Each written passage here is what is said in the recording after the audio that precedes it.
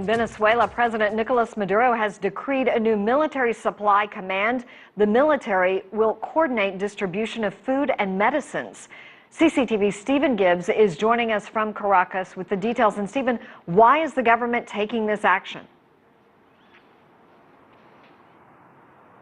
Well, I think first of all, Susan, we have to accept that the government is accepting the scale of this problem, the food distribution problem here in Venezuela. It is completely normal now for people to queue for most of the day for food basics. And if you want just one example of the effect of that in recent days, on Sunday, the border with Colombia was open just for a few hours, for around 12 hours.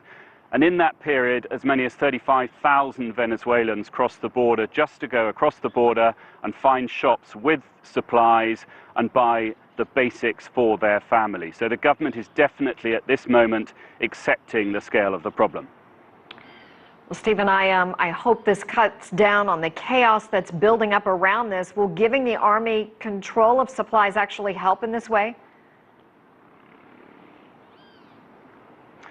Well, according to the government, yes, and that is because the government says that those people queuing for food here in Venezuela, it says only a minority of them are sort of normal people buying food for themselves and for their families. It says the problem, the core of the problem, is it says those people are black marketeers who are then going to resell it. This is the sort of government's narrative about the whole thing. They say that the problem is an economic war, that suppliers are in some sort of conspiracy, and all these black marketeers are in it for the money to resell things. So they say by handing over the power to the army, that will solve this problem. Now, of course, it also opens up a whole sphere of other issues. One is the politicization of food supplies, because effectively the government can now decide who gets food and who doesn't. And there's another side to this, and that is, of course,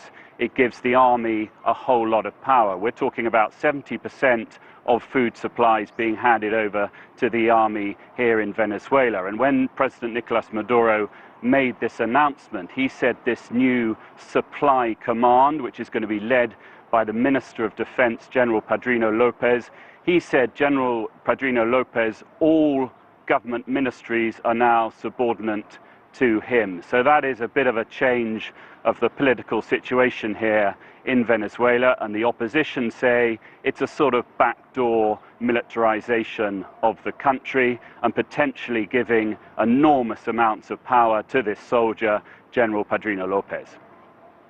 As far as Maduro is concerned, does this show weakness or strength?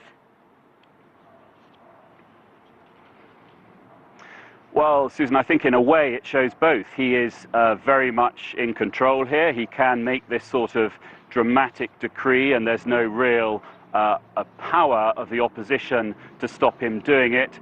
But who is he giving the power to? He's giving the power to the army, which really is the ultimate arbiter of power here in Venezuela. And very clearly that has been the case and will continue to be the case. Stephen Gibbs in Caracas, Venezuela.